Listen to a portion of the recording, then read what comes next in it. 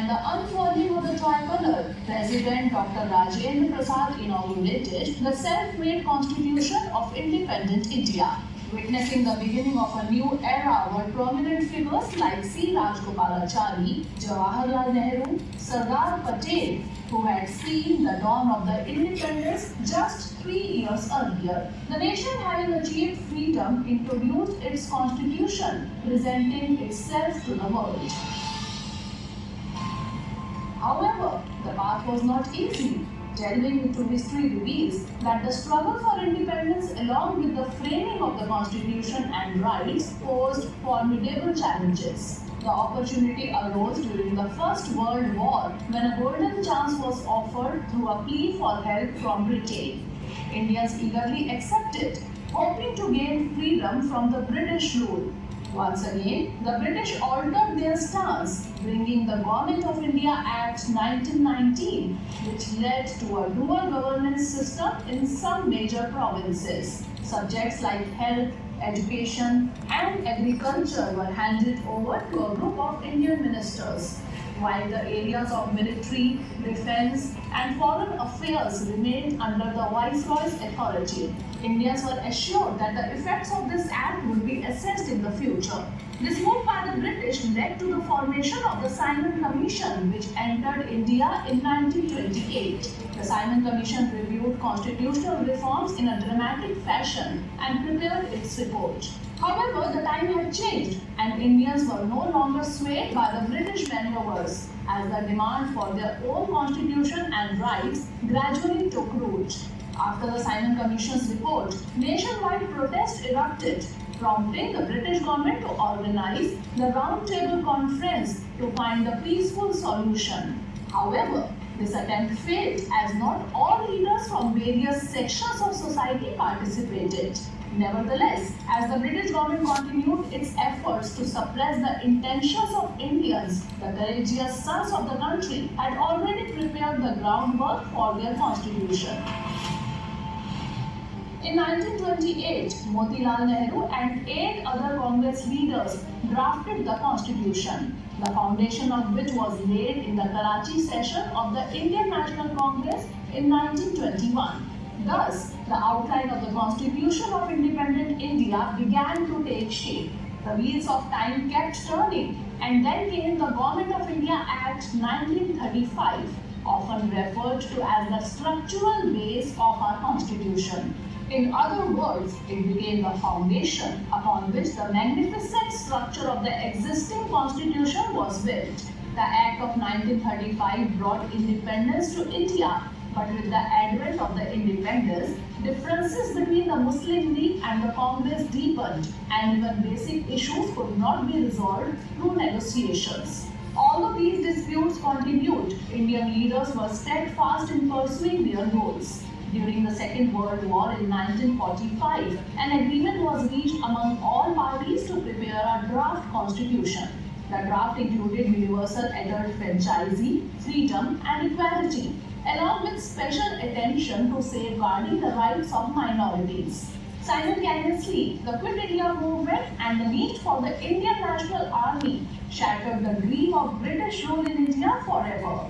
As the Indian national movement gained momentum, the pressure increased for the formation of a constituent assembly for constitution making. Amid this turmoil, on December 9, 1946, the first meeting of the Constituent Assembly took place in the Constitution Hall, New Delhi. Virtually every prominent personality associated with the national movement except Mahatma Gandhi was present. The Muslim League, however, boycotted the meeting, demanding the partition of India into 2 separate nations, India and Pakistan. Therefore, in the first session, a total of 207 members participated, where Dr. Sachidanand Sinha was elected as the interim chairman of the assembly. However, 2 days later, on December 11, Dr. Rajendra Prasad was elected as the permanent chairman of the assembly, and Dr. H.C. Mukherjee and V.T. Krishnamachari were appointed as the vice chairs of the assembly. In this sequence, the golden day of August 15, 1947 arrived, when India witnessed a new morning of independence, breaking the shackles of slavery. with enthusiasm among the citizens, the first Prime Minister of independent India, Jawaharlal Nehru, addressed the nation in a resounding voice. His historic speech was recorded as Tryst with Destiny. Along with this, the process of constitution making gained momentum. After independence, challenges increased as there was no shortage of material for the constitution. But the correct selection and proper interpretation posed a complex task. The draft of the constitution prepared by B.N. Rao was discussed by the Constituent Assembly, which on August 29, 1947 passed a resolution to form the drafting committee. Dr. Bhimrao Ambedkar was chosen as its chairman. And besides him, there were 6 more members in this committee. Several important decisions were made during the constitution-making process, including India's membership in the Commonwealth Group, the selection of the national flag, and the choice of the national anthem and national song.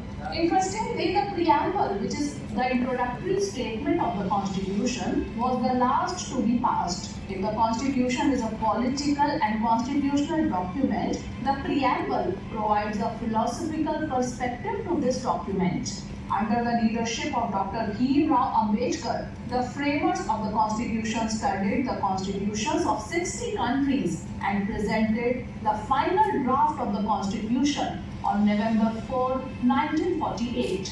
After the Constitution was ready, the challenge arose of how to beautifully write it in elegant letters. In the midst of this dilemma, the name of Prem Bihari Narayan Raizada came forward. He was the most famous calligrapher of his time. Subsequently, under the guidance of Nand Lal Bose, artists from Shantiniketan adorned each page of the Constitution. In this way, in a total of 2 years, 11 months and 18 days, the Constitution of the world's largest democracy was prepared.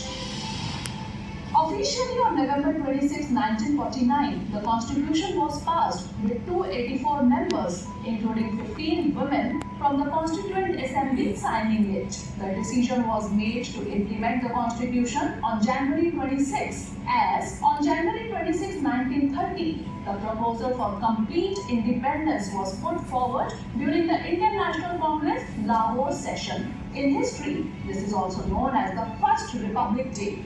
On January 26, in the court of Delhi, Rajgopalachari declared in his words, India as a sovereign democratic republic, giving a patriotic message. Subsequently, Dr. Rajendra Prasad was sworn in as the first President of India. A public ceremony followed, where President Dr. Rajendra Prasad and chief guest Indonesia's President Sukarno participated. In this way, January 26, 1950 got etched in the pages of history in golden letters. So friends, in today's episode, the story concludes here. We will meet again with a new episode and a new story. Until then, Jai Hind.